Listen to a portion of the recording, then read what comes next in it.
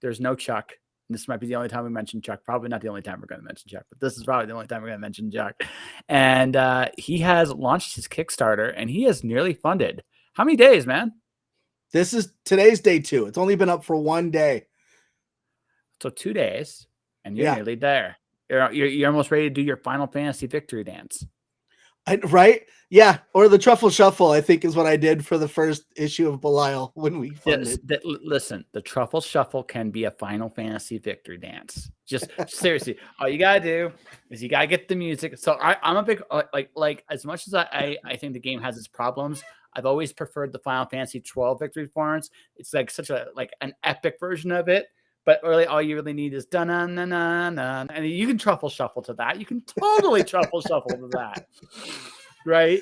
I'll have to figure out some sort of GIF, or I'll do a TikTok video or something of me doing that.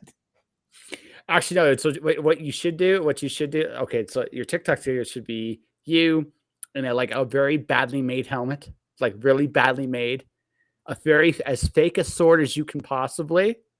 Then you have a Kickstarter goal thing. You hit one hit, it falls over, and you're like, I won. And then you just do the truffle, and right, that's what you do, right? That can take all of a minute. It'd be the most amazing minute ever, and you'd have a Kickstarter victory dance. Viral video potential. No, absolutely. Hey, listen. Cringe is everything. it absolutely. The other way you could do it. This is the other way you could do it. This is dates me because although it is still true to this day, Guile's music from Street Fighter really does go with everything. So you could actually do it to Guile's music. Right. But you got to get yourself a fake mohawk, a really fake mohawk, right? Just anything at this point. I could probably just unscrew the top of the broom and just. Yeah. Hey, no, that works. Listen. However you want to do it, I wouldn't recommend the broom. I just wouldn't recommend the broom because if it's the broom, then I don't know what to expect from that. Honest to God, other than to say that okay, more than anything else. But you have the broom or some kind of fake thing that looks like mohawkish, right? So, but see, you should do it bad on purpose. This is what I would do. I not only do I make it a very pronounced wig, when he does the little comb with his knife and stuff like that, you actually knock the wig off. So just knock it off, look down, just shrug, dance, and then have the music just go off.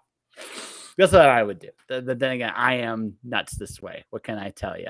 No, I get it. Yeah. I mean, I don't know what to tell you. I mean, I'm taking my show on the road in about, I'm hoping within the next 6 months. So yeah. Right on. Well, you're episode 917. I've done nearly 1,000 of these, bro. So I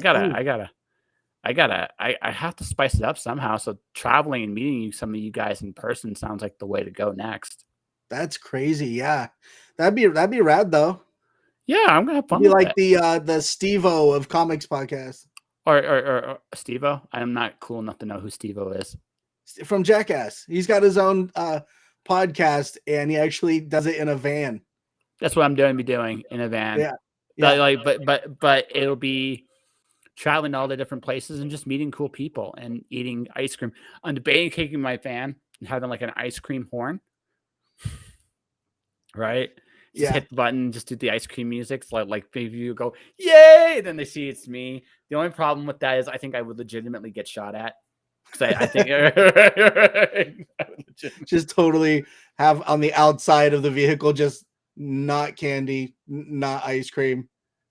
This is not an ice cream. This is not nothing to see here. Move along, please. Yeah. I think I'd get shot. I think I would legitimately get shot. I think people would just be like, you promised ice cream. Because you hear the music, right? You just get that response and just see grown moms and their kids. I don't know, man. See, it's not your fault there's such a strong association with that tune. It existed before the ice cream man. Yeah, absolutely. But somehow I still feel I'd be eating bullets, or someone would try to make me eat bullets. I just somehow feel that would be the way it goes. I just somehow feel that way. So maybe I shouldn't do it, although I'm really tempted to because it just sounds hilarious to me. That's awesome. Yeah. I said this off the air, I said this on the air. Congratulations. I mean, And I still think you're not giving yourself enough credit because I okay, so I think this is the first time that, not the first time, but this has been the shortest amount of time that I've kind of shaken off the nerves from kicking off a new campaign. sure. Yeah, so the campaign, the way that this one took off yesterday and it's kind of continued into today, is actually like a huge deal to me. Oh yeah, It took no, everything. like, well, I think the thing is, this has been your normal-ish routine for a while, right? So you're just doing what you've normally done, and then one day you wake up and you're looking at your numbers and Yeah. you're going crazy, like absolutely crazy. Okay, so my audio episodes, like there have been weeks I have averaged thousands of plays and downloads. I don't know what I'm doing. It's just like one of those things. I've been doing this regularly, and it's like, how did this happen? But you do it long enough, people see your worth, right? You're out there, you're making an effort, and that counts for something, man. It's a huge deal. I am extremely thankful that this being my fourth Kickstarter, I have not experienced a failure in running one yet. And I think that's super huge to me. And I am so excited. No, dude, and this is the first. Is this your first? This is your first one on your own, like writing on your own. No other um, superstars. so as far as like the writing for the actual story, okay, so the genesis of I Drive for Cerber, which is the title of the book that I am making, and that's on Kickstarter right now. It originated on Reddit, and it was a creepypasta story. And my oldest son, who really enjoys creepypastas, and me wanting to be involved in my kids, I started looking into creepypastas. And so I come across this one called I Drive for Cerber, and I read it and I loved the layout. I loved the way it was told, the way it was written. The characters were awesome and differentiated enough that I found them engaging.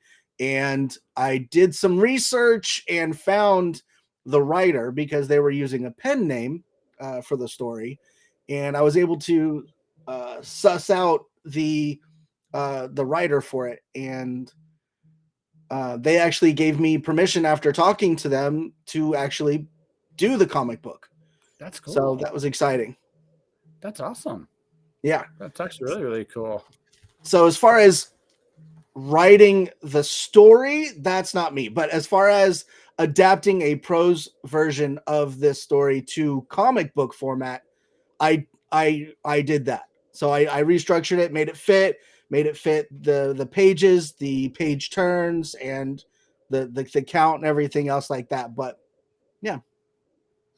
No, it's that's still like that's still writing it technically. I mean, it's not like the story isn't originally yours, but you gotta like when you're taking a prose piece of work or a piece of prose and putting it into a comic book form. Okay, so some of the things is okay, you can cut some things in prose because it's like okay, some of these descriptives are because it's prose, not because it's a comic. So if he wants you to have the scenes kind of described in a comic, you can kind of cut some stuff that way. But sometimes too, you still have a lot of material. You got to make the decision of what is the story being told. That's the thing, right? It's not a question of how do I put this? It's not a question of okay, yeah, you didn't create the beats, but basically you're almost what beats will pop in the comic the most, and that's what you did the first time. Mm. Yeah, no, it's a new thing. And honestly, a lot of kind of like the format of a lot of this came from working with Chuck on Belial. And he actually guided me through some of the editing stuff, because I was doing some of the editing for the editing for Belial. Just, Mhm. we had a skeletal structure for the story, the way it pulls out, and then he would write the draft, and then we would go through and edit it and trim it down and make some changes and stuff like that to fit the story that I wanted to tell originally with the flavor that Chuck added to it. And so I think from listening to him about page count, about words and bubbles, and about the way things are described, and um, about page turns, and depending on the story that you're telling, how you want those to kind of play out, was pretty awesome. And then for the actual script writing portion of it, I have to even go back even further to the first comic book that I was involved in making, called Into the Darkness. My buddy Mark Zuptich, he really had like a professional scripting ability, and he actually got recognized for it. And so I really leaned heavily into that as well. So I'm just picking up bits and pieces, and like I was telling you before, I kind of guerrilla my way through stuff.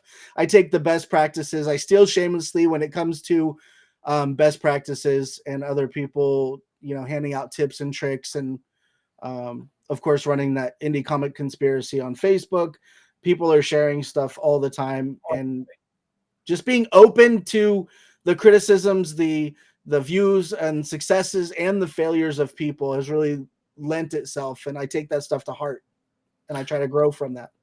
Oh, well, I mean, you can learn from everybody, right? Like, you can learn from absolutely everybody. And then one of the hard tricks is okay, you're going to figure out what works for me. Because not everything I would love to say I'm all knowing and awesome at this sort of thing, but I'm not. And even people who do it more, like Rob and John and Chuck and a lot of the other pros, this is what works for them. Yeah. Right. Yeah. Right. And not everything they're going to do was going to translate to you. That's not a bad thing. It's like I said, we're all different people. And so, I mean, you can try stuff and go, well, I like that. I didn't like that. And, then you figure out what a Shaun Barbour story looks like. Yeah. I know that I tend to gravitate naturally towards anything with a horror twist. So even Belial started out as a horror type book, and then I got that comedy twist. This is obviously, it's a creepypasta, which for those that don't know, creepypastas are meant to have like a horror type of connotation or something in it that makes people feel a little bit uncomfortable in a short story format. And so that's what I do. I think I'm sticking to what I know and what I lean naturally towards, and just leaning into it. So why is that what you're naturally in towards? Like, what is your secret origin story, Shaun? Why horror? I think because I've never felt comfortable, I can't write a comfortable story. So growing up in turmoil and conflict and just not really ever feeling safe, I feel the most uneasy in what people would probably consider a calm or comfortable surrounding. And so that's a foreign concept for me. I don't think it would come out as genuine if I tried to write something like that. So you're always waiting for the sky to fall.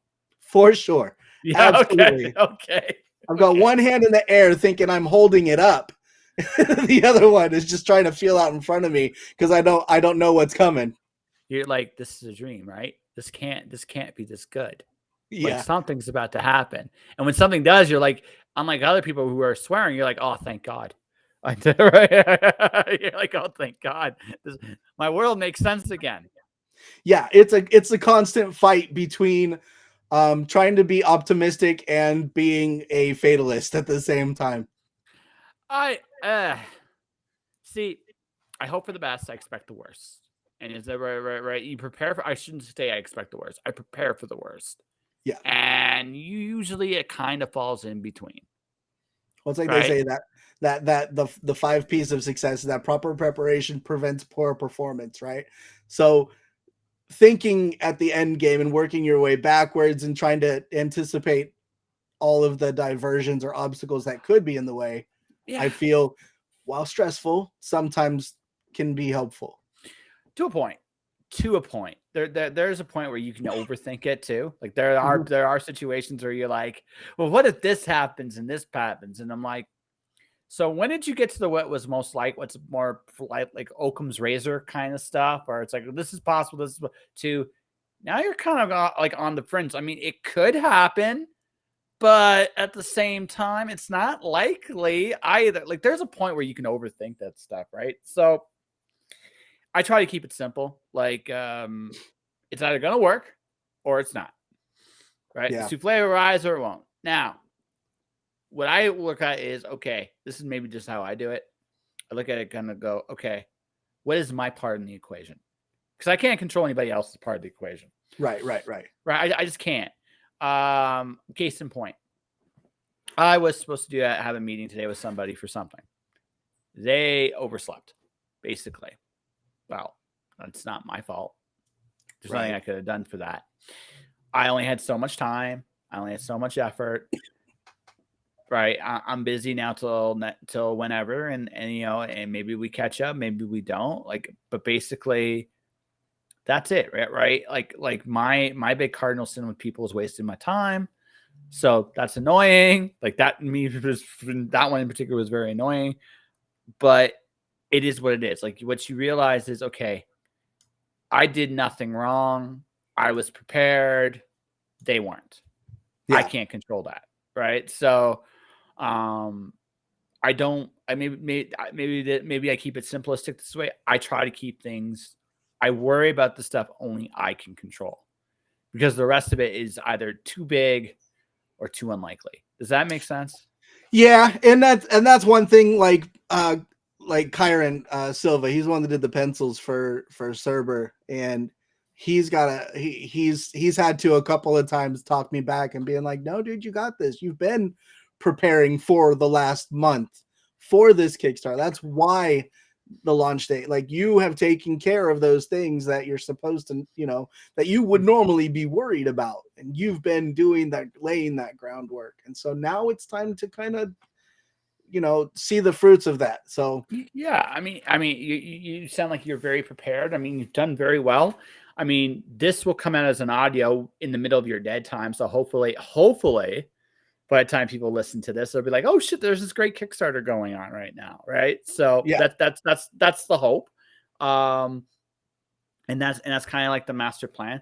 But that's it. Like, that's life. Like, life is really about there are days it's more annoying than others, where like things can just go wrong, but that's not really the issue. It's what you can control and what you can't, and you try to accept what you can't control. Like, may serenity grant me the things I can't control, and give me the grace to handle the things I can. It's close to that anyway, right? And that's it. That's all of us can do.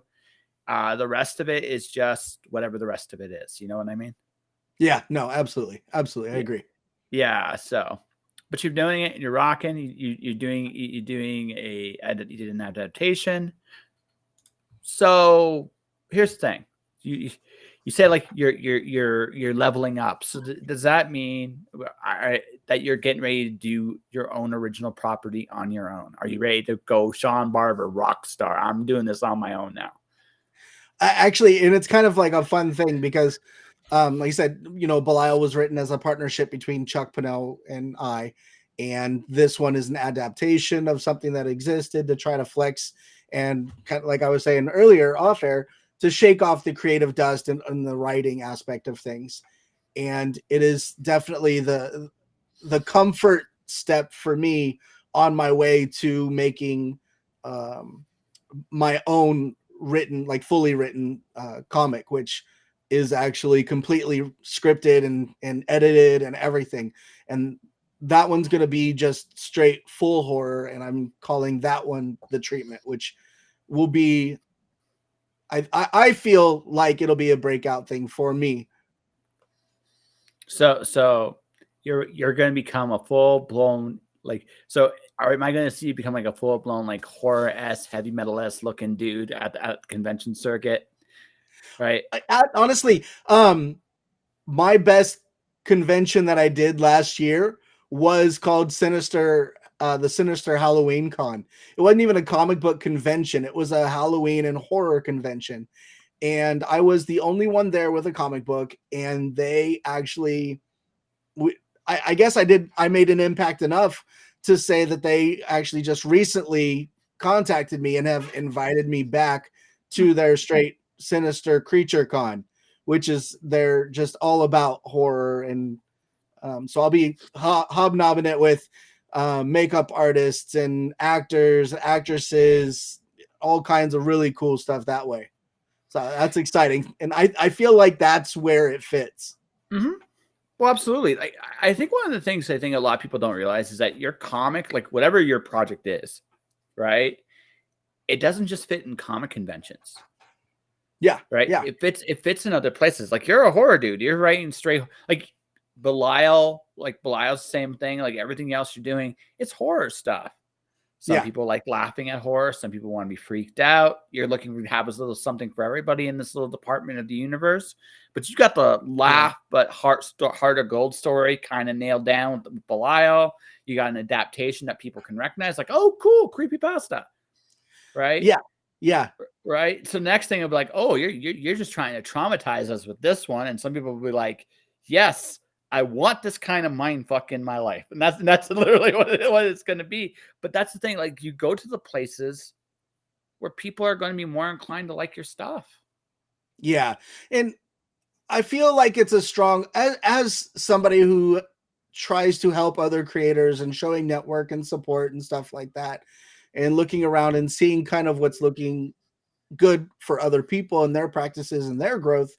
I kind of just felt like in even advertising like Belial, you know, it was like a horror comedy. So with like metal and rock hints, homage type stuff. So in the marketing for that, I did memes. So it was funny stuff and it fit the property. Absolutely. And so thinking out of the box is something I'm somewhat proud of being able to do. And so I feel it opens up a lot more doors for some of that recognition, just solely on the fact that I'm not competing with a bunch of people that are doing the same thing at the same time. I think it kind of makes, I like standing out, and that's what's fun to me. So doing something that's slightly different than what is out there and going outside of the box and not just applying for comic book conventions and applying for like horror conventions is kind of a cool thing and is really working out. Well, I think there, I want to add something to that. It's not just about standing out, it's standing out with the right people. Right? Yeah. That's I think that's the key, right? If you, I mean, you can come up with something that's unique and people will be like, well, that's cool. But if it's not the right group of people, they're not going to care, right? They're not going to care as much. They might have that moment of, oh, wow, that's neat. And then they'll move on. You're like, oh, wow, that's neat. But you're in an environment where people appreciate that sort of thing. So they're going to give it a read. They're going to give it a go. And when you go back next time, more people will give it a read and give it a go because you're standing out with your people, your community. Does that make sense? Yeah, if you show the community love and you do it in the right way that's respectful and everything else, they're going to show you love in return. They recognize that. Real recognizes real. You know what I mean? Mm-hmm. Yeah, like for example, I have an Alice in Wonderland epic poetry kind of story. So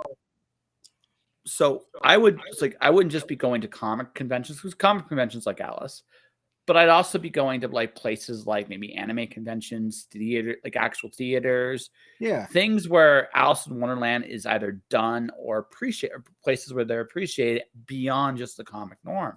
Because why wouldn't I do that, right? Yeah, right. Right, it makes sense. Like when we look at marketing our books, however we do it, whether it's Kickstarter or anywhere else. It's, I mean, one of the most, I feel like it's an obvious question, but I don't feel like not a lot of creatives do it, is who's going to like my stuff? Right. Right. A lot of people are like, well, I like it, so everybody else should like it. And sometimes that's not a given. Sometimes you've got to work for it and find your people, find your niche, but you have to be honest about it. You can't fake your way through it. No, absolutely not. No, I think what I mean by that, I actually I will say this: unless it's something so ridiculously good, you're probably not going to have a universal appeal right away. But you're gonna like, you're right in the sense, like any creator is right in the sense that if they find something that they really really like, there are other people that will like it too. Yeah. But who are those people? Yeah. Yeah. And honestly, one of the fun parts for me is testing my stuff out on my kids and seeing how their reception is, because I've got different age groups for my kids. So I've got a 7-year-old daughter, a 12-year-old boy, and a 17-year-old son as well. And so for the creepy pasta stuff, and they all have different personalities, but he's the one that we've always watched horror movies and shows and stuff like that. So my test market is my kids, man. He's been there along the way at conventions and everything else, and he'll give me pointers. No, Dad, that's dumb. Your kids are going to be honest. Your kids don't care about how you feel in the middle of something. If you tell them something and they come out and just straight up say, that's probably not going to work out, or that's you're reaching or something like that, I listen. So if your kids like your book, is that a good sign? What if they really hate the book? Would that be a good sign sometimes too? Depending on which kid I'm asking, absolutely. Yeah. Like, one of my kids won't get it at all. And of course I won't have like my 7-year-old daughter read Belial. That's not appropriate. That's just wrong. But I Drive for Cerber, one of the characters, Ray, he looks like Slender Man. And so when I was working on the artwork for that and she was asking questions, that was a good sign. But then she was asking questions about the other, and then it got to the point where I actually had to read her part of the story, and she got kind of into it. But there have been a couple of character designs along the way, and like she was like, I don't like that one, or that one looks silly or doesn't fit. And then that one scares me. And I'm like, oh, okay. So looking at the ones that she likes or doesn't like, she likes the cutesy stuff. So if something's too cute and she loves it and it's not fitting the right situation, then I don't want to use that. But if she looks at something and says, that's creepy, and it's supposed to be, then that's the right way. Then you're like, yes, I did it. Yeah. I scared my daughter. I am a horrible person, but I scared my daughter. That's the one I put it as a poster, and I hang it as a glow-in-the-dark poster on her ceiling. So when your daughter kicks your butt in like 5 years, you'll be like, I had this coming. Absolutely. Right? Absolutely. Yeah. No, it's fair. That's fair. No, I asked that because, again, it's sometimes when someone dislikes something, it's not actually a bad thing. They're still giving you a reaction to it, right? So yeah, I find it's not really about, I mean, if they like it, I would, in a perfect world, I want everybody to love my stuff, but that's not the thing. What I care about is, okay, if you like it, you really like it. If you hate it, you really hate it. Right? Don't give me that. Don't give me that. Because if you give me, I fucked up somewhere. And I'll tell you, like even going back, even with Belial, I didn't feel like we were truly successful until we had somebody that hated the book. Yes. And I get jealous of people that have haters sometimes. Because I'm like, I want a hater. I want somebody that doesn't get it. I want that person because I want to lean into it. Well, see, you're thinking smartly, correctly about this. See, Howard, okay, no politics in terms of where you stand. I'm just going to say this. I say Donald Trump. People have a reaction. Either they really like him or they really hate him. Right. Here's the thing. Howard Stern, same thing. Howard Stern's hated. People really liked him or really hated him. He's a shock jock. He's the original shock jock, right? Yeah. And he was the originator. Well, what they found out, what they did the research on Howard Stern back in the day, right? The people that watched his show the most were the people that hated him the most, not the people that loved him. People they watched him for a bit, but the people that hated him actually watched him longer. Oh yeah, because they're looking for reasons, and that's one of the things I love is I want to hear what people hate about what I'm doing. And if they hate the things that I want them to if they hate the right things, then I'm still hitting the right ingredients for the people that will fall in love for the same exact situation. And not only that, they might be your best customers. We have a weird, I mean, that's the other thing too. When you have a hater, they're actually one of your biggest fans because they despise everything you're doing. But it's like a car crash. They can't look away. Well, and a lot of that goes back, even basic customer service stuff says that somebody, when they have a bad experience or something they dislike, they are going to tell 10 people. But if somebody has a good experience, they're going to tell like one. So it's really, really hard. You might actually have somebody that's complaining about your book, like, oh, okay, what's I Drive for Cerber? Oh, it's just this, it's Uber for the paranormal, and I don't like ghosts. It's satanic or something like that. And then somebody else that overhears them might be intrigued, and they might go home and Google it. Or the person that they're telling that to would be like, okay, I know that they overreact or something, and they're sensitive, and I love the show Supernatural, so I like all that, paranormal, supernatural type stuff. I'm gonna go check it out. I may not say anything to them right now, but I'm still gonna go check it out. You're still hitting those cues. Well, it's just it's like, I hate that guy. Well, why do you hate that guy? Because he's this. But here's the other thing: it's curiosity now. It's like, okay, he sounds like this really terrible person. I want to find out. Like, I just want, like, there's that aspect of it. It's like, I want to find out. Is this as bad as they imagine it to be? Dude, anytime tells me, hey, don't do this, I do it immediately. I could see it. I totally could see it. Just immediately. Like, yeah. So if I say, listen, don't make a cutesy comic, you'd be like, I'm right there, man. I'm right there. Or is that too far? Like, is that too far reverse psychology? Dude, I want to be somebody's intrusive thoughts. Okay. That I want to be the impulsive click. I want to be that. I want to stand out enough, and then they'll notice that each one of the things that I'm working on, while in the same realm, is still slightly different. And so I'm hoping that the transfer of talent also encompasses a wider range of creation. So, like, say if somebody hated Belial because they expected this super dark story and it's not. Well, if they come back and I have the treatment done, they're going to get what they were originally looking for. If they want something that is for their teenager, and so they look at Cerber, they might look at Belial and decide, okay, that's too much, and not get that. But they're going to be like, but this is okay. So I'm more inclined now to get this book. So I'm hoping that the span of topics and the way that things are presented through the different stories kind of gives me a lot of a range as far as people looking to get anything.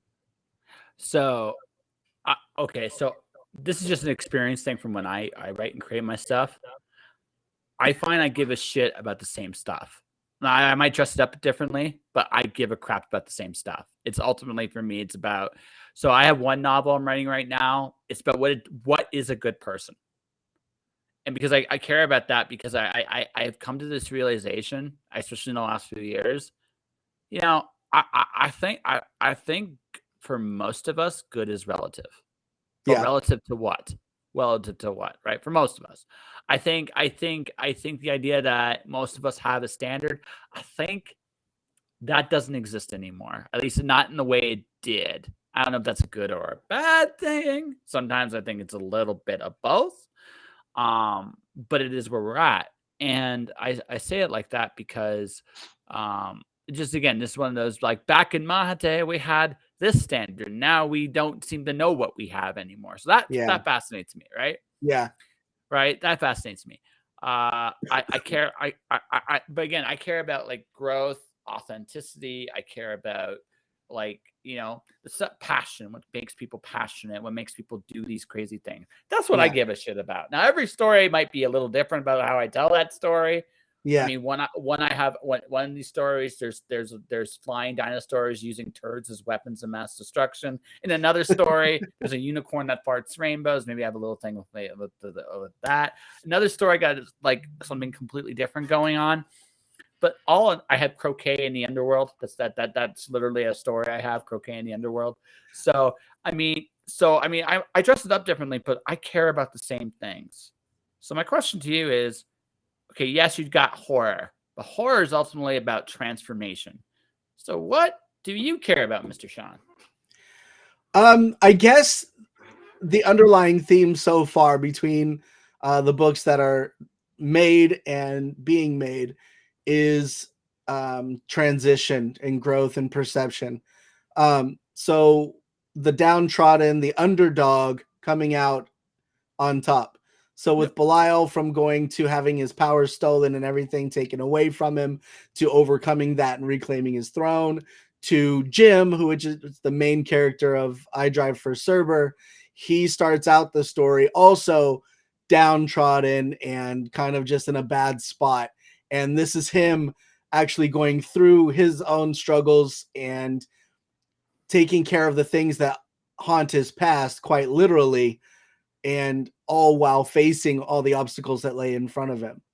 So, and trying to make the most and the best out of the situation, and recognizing that even the most trial-ridden situations can have those silver linings, those ways to come out on top. It's just choosing to recognize where those are. Recognizing the good in every situation. Yeah, yeah. I really dig that concept at these days. Because I think if you can stay good in a situation, any kind of situation, you can keep going. And I think that's actually, I think one of the biggest things in life is like, yeah, bad things are going to happen to you, but there's good that comes from all of it. Absolutely. Absolutely. As long as you're looking for it. If you stop looking for it and all you do is look at your feet when you're walking, you're going to miss the light that shines from above. You know what I'm saying? Yeah. So it's all about how you choose to look at things, literally. That's 90% of the battle. Like, honestly, in this life is how you see things, right? Everything else is just, can you survive the crap long enough to get there? Yeah, no, it's all about intention, man. You can see people doing good things, like what the definition of good is, but with the wrong intention. Like, I don't know, like say somebody's making a video and they give a homeless person $500, but they're only doing it for the recognition. Is that really a good thing? Or is it good for them? Or is it good for the person that they're giving the $500 to? It's all about that perception. But what is their intent? Was it, and I think intention is everything. So I had some thought about that, like, because I think when miscommunication happens in particular, so there's two things that can't be argued with. Intention. I can't look, let's just say, for the sake of argument, I messed up and I wronged you. I might not have intended to wrong you. But so you can't really question that. Right. Right. But at the same time, I can't question if the impact is terrible on you. The impact is absolutely terrible on you. I can't question that either. Like that. There's nothing I can say. It's like, I didn't mean to. You might be looking at me. It's like, yeah, I'm kind of scared if you did mean to, because look at like, Yeah. But there's a third eye in that too, and that's interpretation. Yeah. Because here's the thing, right? So going back to your example, the politician giving that homeless guy $500 for reasons to look good. Okay, so their heart wasn't in the right place. That can't be questioned. Right. However, that homeless guy still got $500. Yeah. Right. So, as far as the homeless guy's concerned, this was a good thing. Doesn't matter why he did it, right? I got something out of it, right? Now, that doesn't necessarily mean that the guy isn't, like, the guy with the really crappy intentions isn't a bit of a hypocrite. But I mean, this goes back to, like, some good comes from everything kind of thing, is that the silver lining in this is that guy got $500 when he really needed it. For whatever the reason was, it doesn't really fucking matter. He got it. So that's, again, so the interpretation there is, right? Well, the politician's still a fucking hypocrite. There's no ifs, ands, or buts about it. But even in being a hypocrite, like, did something right. Now, it wasn't as right as it could have been, right? Yeah. But it's still not. I still couldn't say that's a bad thing. Exactly. Well, yeah, no, and it's a really weird thing, because no matter which way you look at it, yes, okay, maybe they did it for clout and recognition or a viral video or whatever, but even while maybe their intention was their own, maybe it also inspired somebody else with the same type of intention from the inside to do the same thing. And for some reason, it becomes this infection viral trend. And all of a sudden, there's tons of waiters and waitresses getting excess amounts of tips, or, people in need getting money or assistance with something. And you have to look for where does that come from? Where is which aspect of the event or the trigger of the good is it that's most important? And we take the nuance a little bit farther down, eventually the trend will fade. And then what? Right? Yeah. And then what? And then it will all just disappear. So that is the true downside. It's like it's not long lasting. But Right. The danger is raising the bar of expectation. If you bring somebody a rose every day for a week, on the 8th day, you don't have a rose. Is that bar of expectation based on that behavior that's been displayed? Are you all of a sudden a bad person because you didn't bring a rose? you're not. Because again, you never had to bring the rose to begin with, but you've created that expectation. Right. So Right. that goes back to your interpretation. Yeah, exactly. No, again, there is always, again, intentions can't be questioned. And the reason they can't be questioned is because there's no way. Look, even if I was doing it for my own selfish reasons, if I gave you an altruistic reason, you have no way to disprove me. Right. Yeah. And I can't, again, and because the impact can't be questioned. Right. The impact the immediate cannot be questioned. It's the interpretation, though, that makes it different. Like, again, that's nuance. That's looking at a situation honestly and going, okay, why are they really doing this? Right. And again, I don't think now this is my opinion. I think eventually if someone's intentions are terrible, sooner or later their actions are going to dictate that. Oh yeah. Yeah, right. I think it's an inevitability. That doesn't mean there can't be a good deed here and there, but I think what ends up happening, I know again, I can't prove this, so I'm not going to name names. There was a politician that actually did a photo shoot up in Edmonton, Alberta, about cleaning up trash, and the camera crew was there. She had her gloves on. She picked stuff up. The moment the camera stopped rolling, tossed it back in the trash, took her gloves. Oh no, everything you could possibly imagine. Right? It was like the ultimate hypocrisy, but nobody saw that, right?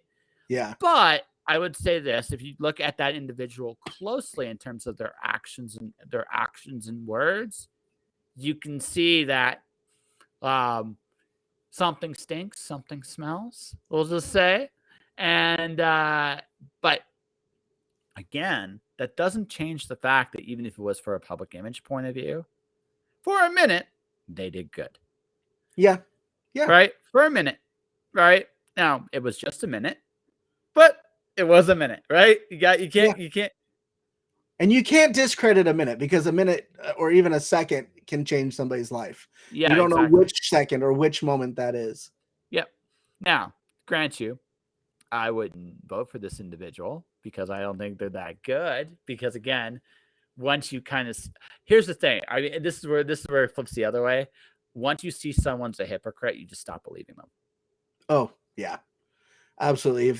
If you're given proof on a silver platter, there's no way you can kind of undo that unless they truly work at it. I'd say the kids, it takes one time to screw it up and 220 times to fix it.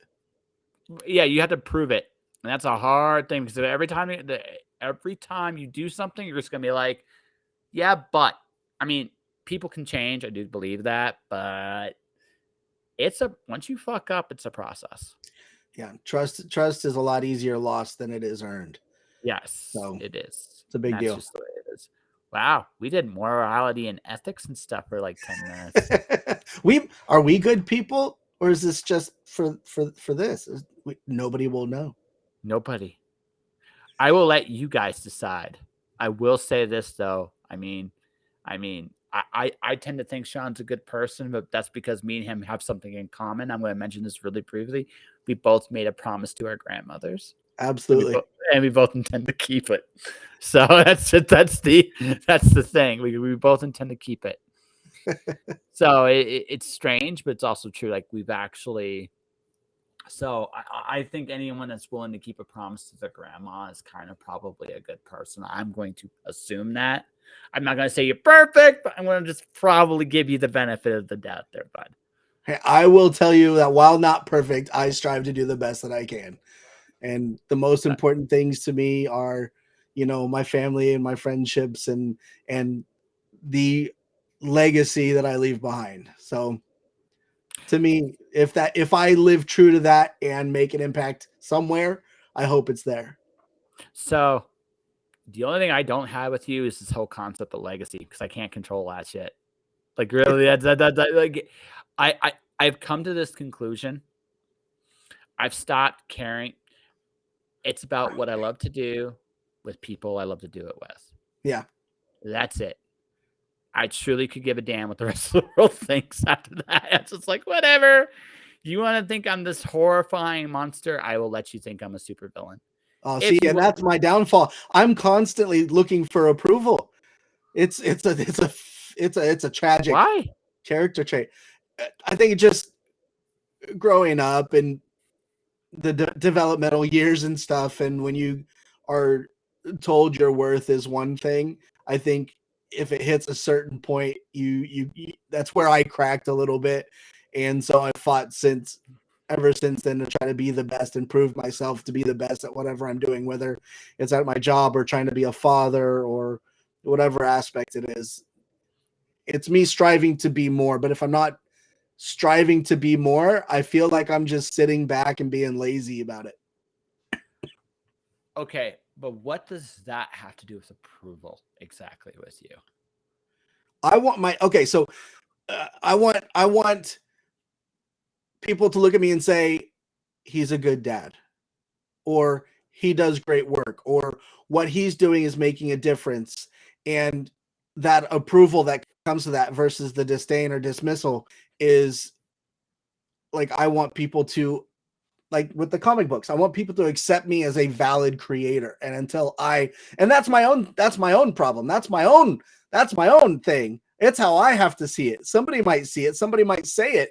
I might not feel it. These are the moves that I feel I need to make to feel validated in an arena where I see a lot of awesome and amazing people that I look up to, and they might look at me the same way. I don't know, but they've made an impact on me and inspired me to try to achieve this. And I want their approval in return. And it's cool to have people that inspire you. I have people that inspire me. It's kind of one of the cool things about doing the show is everybody I've been on just has amazing qualities that are worth aspiring to be.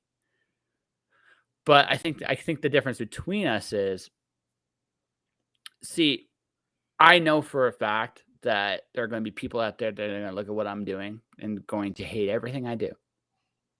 Right? There's going to be people out there that are going to hate somebody, it. yeah. You're somebody, and that's fine. They're going to be my best customers, and I'm going to exploit them for money. That's exactly what I'm going to do. But at the same time, want to be a good dad? The proof is in your kids, not what anyone else is going to tell you. The proof is going to be in your kids and the kind of people they turn out to be, because you're going to have a hand in that. Either they're going to aspire to be just like you, or they're going to aspire to be anything but you. And if it's the former, you've done good. Nobody else can tell you otherwise. If it's the latter, now don't get me wrong, there's going to be things they're not going to want to completely copy from you. There's going to literally say, well, I think we can do this better, Dad. Yeah. And you're probably going to be like, yes, you can. Please do. But at the same time, they're going to try to emulate. Look, I can say this honestly. I look at my dad. There are qualities he has that I aspire to be more like. There are things about him I don't want to be like either. Yeah. But by and large, his passion, his drive to help others, his ability to serve, his genius at what is innovation, love those things, right? Yeah. A lot of Yeah. people will look at him from the outside and think he's absolutely nuts. They don't see the work, the brilliance, and all the stuff he's done. And this stuff works. And it's just like, wow, that's an amazing dude and someone to aspire to be like, even if the rest Yeah. of the world doesn't give a damn. Right? At the same time, there's my mom. Now, I don't have the same misgivings about her I did in my younger days, but she has a lot of qualities I don't particularly care for. Sure. I mean, right? That's just the way it is. So I like based on what I just said, I'll let you guys make the decisions about how I feel about that. But what I will tell you is, right? But I mean, that is the only legacy that counts. Everything else, I don't care what somebody who doesn't really know me says. I don't care what the world thinks, because the world, as we've mentioned, it really doesn't have any spine anymore, Yeah. any backbone of what is right or wrong. The world will say, there's this horrible person 1 minute, and then the next minute will kiss their ass, and literally like weeks later. So, I mean, that's the world we live in. So there's no integrity there. So it just, yeah, I realize this is like saying this, you're going to be like, yeah, I'm not going to listen to this today. And I know you're not entirely, but you work on this. Just the people that matter in your life. That's it. Everybody else, like as great as creatives as some of the people in that board, I know some of them are absolutely incredible people. Not just creatives, but people. Yeah. They tell you the same thing. Right? They would tell you absolutely the same thing. Aspire to be the best version of you, not for us, not for our approval, but for who you want to be and for the people you truly love. Because there's not much else that counts, man. I mean, if there's anything else, I'd love to hear it. No, that makes all the sense to me in the world. Yeah. Now, one last thing. Yeah, I hate to break this to you. I know this is going to come as a shock. You are a published creative, and you've done some amazing books. You really have. I don't really know, like, what are you trying to prove there? I mean, I heard how you described yourself. I'm like, dude, you're a creative and talented comic book creator. You really genuinely are. And if people did not believe in you, you wouldn't be nearly funded right now. Yeah, that's true. That's true. I have to say, I think at this point, having a few successful books, okay, so I've fulfilled my promise to my grandmother. I have also inspired my kids to do or find something that they love, whether that's in line with what I do or whether it's in line with what they do. I always tell them, be yourself, find your own things. Don't try to be somebody else. Find the things that you love and don't let anybody talk you out of it. Find your passion. And for like my daughter, she is starting to enjoy artwork and reading and stuff like that. And my middle kid, he really wants to do martial arts and sports and stuff like that. And then my oldest kid has really kind of embraced the comic book and stories and stuff like that. So for my oldest kid, his thing is going to comic book conventions and actually participating and helping me set up and sell books and everything else. With the treatment, he's actually going to be credited as a creative editor. And that's a really, really big thing for him and for me. For him, I feel like he's getting that sense of accomplishment from him, and it's showing that he and what his input is actually did matter. He did help like approve and introduce ideas, and he helped me flesh out ideas. He listened to me and my story building brain that is not a linear thing at all, but rather a handful of crumpled up, post-it notes just flittering around that we're trying to piece together. And being able to do that and to have his name be put in print, I feel like was the next excuse me, like an evolution in my creative like endeavors. And so bringing not only that inspiration to be who my kids want to be, but also having enough of an impact to be able to incorporate the fruits of that intention is really great. Yeah, it would be. So, okay, I'm going back to what I just said earlier. Who the fuck else you got to prove to? It sounds like you got this pretty well nailed down, man. It's myself. It's myself. Well, there's nothing wrong. No. You know, proving to yourself is okay. Having a drive to push yourself, that's a good thing. Don't worry about us. You got the people you really worry that you should worry about.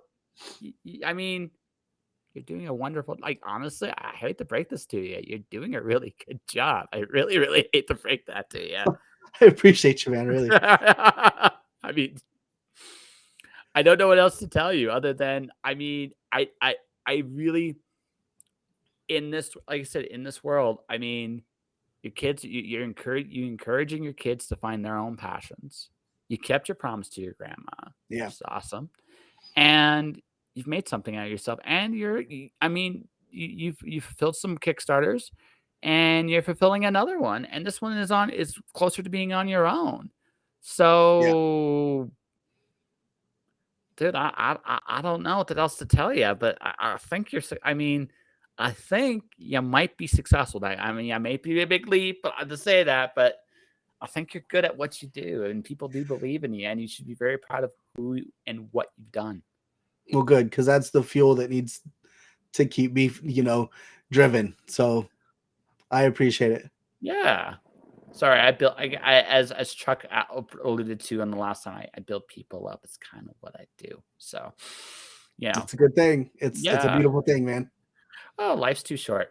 I'd rather see everybody. Like, honestly, if I legitimately had my way, every single person would achieve their dreams. Yeah. But that's it. But I realize that, again, it's not up to me. It's up to you. But you seem well on your way, so you should be, like, honestly, congrats, dude. So where are you at? Like, where's your Kickstarter? What, like, how can people go to there? Okay, so the simplest way to go to it now is cerbercomic.com. That is CERBER comic.com, all one word. And that'll take you directly to the Kickstarter page. And there you'll be able to see a video that Kyron the penciler and I did, which is super fun. CER. Oh, CER? Okay, I'm yeah, sorry. because it's iDrive for Cerber. And Cerber is the rideshare transportation service like Uber for the paranormal. Nice. So a lot of fun on there. We've got a cool little video. The story is presented as if it could kind of exist in the real world. And the way that we did the video was to act like it's an onboarding, one of those cheesy onboarding new job videos. And that's super fun. Come on, there we go. There you go. Train motherfucking. Actually, not quite. Hold on. Let's do this. Let's do this completely right here. They gave me awards for this. They gave me awards for this.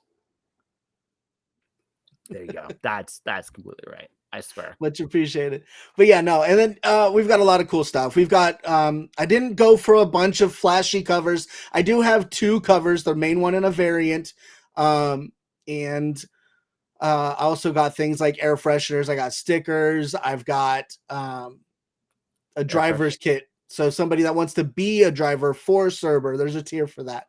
You get a t-shirt, you get a hand sanitizer that is a Cerber logoed hand sanitizer, an air freshener. All of it ties into the story, man. And the story is you can find it on Reddit if you look up iDrive for Cerber, and it's written by Mo Fuchsius. And if you go to YouTube, you can actually listen to the audio version of it. It's done by a guy named Nature's Temper, and it's awesome. And it's all there. I have no spoilers because it exists for everybody. I am just reintroducing this story in a comic book format because I have faith in the story. Those people have faith in me, and it's just a great thing to do. Okay, so for everybody, so we're going to do the official elevator pitch then for this. Okay, Cerber is the Uber company in this. So what is the elevator pitch about this story? So Jim, he basically finds himself with all the things that lurk in the shadows when he applies for a job with Cerber. He's been down on his luck for a while, and he's just scrolling through his phone, as we all do, sitting on the pot, and he comes across an application for Cerber. He clicks on it, takes a few of the questions, he gets hired on the spot, and now he finds himself trying to survive the night. Because all of his passengers are the paranormal creatures that go bump in the night. And while he's doing this, he's also confronted with a literal ghost from his past, and he has to try to solve their murder. That sounds like really fun. See, I would see, for me, I would be really tempted to turn this into a comedy. Like, I really would be, because here's the thing, right? I've learned this. I've been doing this show for a long time. Everybody shoots the shit. I mean, everybody, right? Yeah. So I would be like having, like, for example, my werewolf passenger. I'd make him like the hugest, like, football fan, right? And we'd be arguing over his team and my team. Yeah. Right. And there'd just be like bullshit about whose team is bigger and badder. And it's like, oh, and still a werewolf, still like threatening to get yours and all that stuff. But still trash talking his team as he's going out there. I would be so tempted to turn this into a little bit of a comedy. Honestly, it is a little bit of a comedy. If I was to compare Belial to Little Nicky, this would be the Idle Hands. Okay. So it's got a little bit more of a serious horror tone to it, but it has still a lot of comedy in it that is a lot of fun. Well, yeah, because again, you have a really cool environment, right? You might as well have some fun with it. But also, I could see it has to be a little bit more serious of story, because you got a mystery, and mysteries usually require a little bit more tension and risk. Yeah. And if you make it a little too funny, people just aren't going to care who gets solved. Well, Jim, the main character, he is a smartass's smartass. So and you'll find out his mouth is actually what gets him in the most trouble. Doesn't it always? Yeah. Doesn't it always? Fun. I'll tell you a fun story, and we'll wrap this bad boy up. And that's this. So I used to work at a gas station midnights, right? So I had a buddy who worked there. Now this buddy, I'm gonna say this: the elevator doesn't go quite to the top floor. How to put this? So my favorite Simpsons joke was like when Homer's head gets used as a bowling ball in hell. When his brain comes out, it's like, I owe you one brain, signed God. Right? That's the note. It's the note inside his head. And I thought, okay, that was a good joke. So this guy's got one of those notes in his head. So so this is my first night on the job. So this truck driver comes in, and I messed up his order. I remember this. I messed up his order. He was a little upset, but it was like, late at night. He's a little crabby, a little grouchy. Probably that's all he would have said and gone out the door. My buddy opens his mouth to the truck driver. This dude's a big boy. I'm like, excuse me. It's like, I go, shut up. Just shut up. Because I don't want him to kill him inside like, I don't want to have to go home early on my first night. So the trucker goes, we can step outside and you have this conversation. And my buddy just cheesed out, and I looked at him. It's like, shut up. Like, just shut the fuck up. Because it's just, I didn't want to have to deal with it. Again, if he had gone outside, oh man, that would have been a beating. Yeah, it would have been a beating. That was the first night. It's like, so I've seen mouths get you in trouble. It's like, just all you gotta do is just he's a customer. He doesn't want to be hassled. If he's out here this late at night, he's probably not that happy to begin with. So seriously, just let the guy go. But nope, he had to open his mouth, and I'm like, and I told him, listen, dude, if you go out there, I ain't helping you. I'm gonna let him. I'm gonna stop him when you're a bloody pulp. That's what I'm gonna do. Right? I'll stop him before he kills you. Right? But I'm letting him have his, because you've earned this. Like, there's nothing else I can say. Like, you've earned this. Yeah. But I get the feeling your boy isn't the same thing. He's earned his mouth writes checks, his ass can't cash. Absolutely. Well, his snide comics and his grim outlook definitely have an impact on the things that happen, even within the first issue. So you're like, oh, why did you do that? It's like, why did you do that? But they're people that just find their way to do it. Well, my friend, so you're a creator. You got a cool story. You're adapting into prose. It sounds like you're developing your first major project. So, is there anything else going on that people should be aware of? I mean, that's the main points, man. I haven't even taken any other inking jobs for anybody else or anything. So all my eggs are in this basket, man. Making Cerber the biggest and best it can be, and then moving on even to the treatment. So these are the baby steps. The baby steps. Yeah. All right. Do you want one more last little pep talk before we wrap up? Or are you like, nope, I'm good? No, go right ahead, man. Look. Everybody can use a little bit more positivity. There should be no end to the positivity people should be open to receiving. You would be amazed. I have crushed people in positivity. It's interesting to watch someone being unable to handle you being so happy for them. It's a weird thing, but in your case, I don't think you need to take baby steps anymore, dude. And I'm going to say this. I'm serious.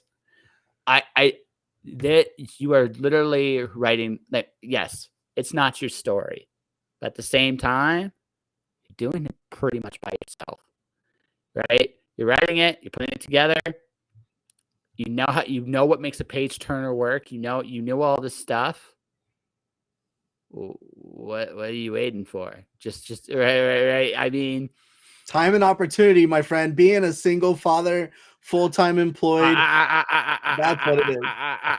No. I'm not going to give you that. That's not. No. I'm not giving you that. That's a bit. What I'm going to say is this. Honestly, it might be Belial 4 next. I don't like. I know things are going on with Mr. Chuck. We're not going to talk about here. So it might be Belial 4 next. I don't know. Maybe it's not. But I think, obviously, yeah, you got responsibilities. But yeah. I right. But I don't see a reason that your next Kickstarter project isn't your own book. Yeah, no, that's the progress. That's the hope. In fact, that one I've got James Burton. I don't know if you're familiar with James. Not really. He does a comic book called Damage Inc. and it's a lot of fun. I've heard of the comic, but I haven't actually heard of him. Yeah. So he's actually agreed to help me with the artwork and stuff, and we're going to be working on that. And he's been excited to do that for a while. So I've just been waiting for him to finish up his own book, which is called The Legend of Nod or something like that. But it's a fantasy story, which is pretty rad. And I've just been waiting for him, and because I really want him involved because he's been a good dude from the beginning, and I want to be able to help other people and lift them up in what they're doing with the same way that they've done for me. So being able to work with people that have inspired me is great. So working with Chuck on Belial has been amazing.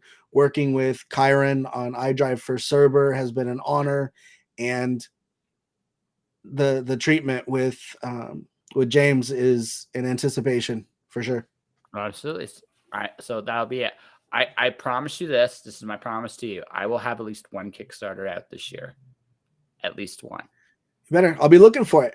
Oh, I just so I just did an interview with Rob Multuri, so this is my choice. Do I Kickstarter the road trip, or do I Kickstarter my first book as a comic where I actually write and illustrate it? It's going to be a little different than what you think, but yes. Okay.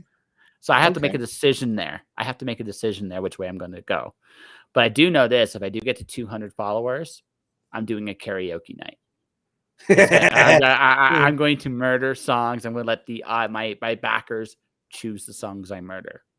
That would be awesome. Yeah, but I will say this: when I do go on the road, and when I do go on the road, you want to actually meet and hang out in person? Would that be cool? Absolutely, without a doubt. Yeah, we'll definitely do that. We'll definitely do that. So last thing, and then we'll wrap this bad boy up. Besides cerbercomic.com, which I'm going to put this up right here. right? Is there anything else you want people is there any way you want people to get a hold of you? Is there anything like that you kind of want to do, or are we good? I'm on Facebook as Shaun Barbour. I am on TikTok as Instinct. That's INSTINKED. I am on Instagram as Instinct Comics. That's pretty much most of what I got going on. I have a link tree I could tag somewhere, but go ahead. I mean, it's up to you. It's up to you. No, it's all good. That'll get you the most stuff, man. And if you go to any one of those, you're going to find a link to the rest of everything else. So if people want to find me, they can find me, and I'm open to questions, ideas, pitches, all of that stuff, man. It's all fun for me. All righty, folks. Well, that will do it for this episode of Just Joshing. We got a cool little guest tomorrow afternoon before I head off to do my evening job. So everybody, but since I am kind of in a bit of a crunch, ladies and gentlemen, this is kind of what I'm doing here. I got advertising services. I do audio, video, words, and pictures. If you want to get on my podcast, you want me a video made for your project or for yourselves, definitely check that out. I also do comic editing and a few other things as well. So definitely check that out. And that will do it, ladies and gentlemen, for this episode of Just Joshing. Stay inspired. Keep shining in the dark. I want to thank Shaun for coming on board. I hope he had fun. And beyond all that, folks, stay inspired, keep shining in the dark, and I'll see you guys next time.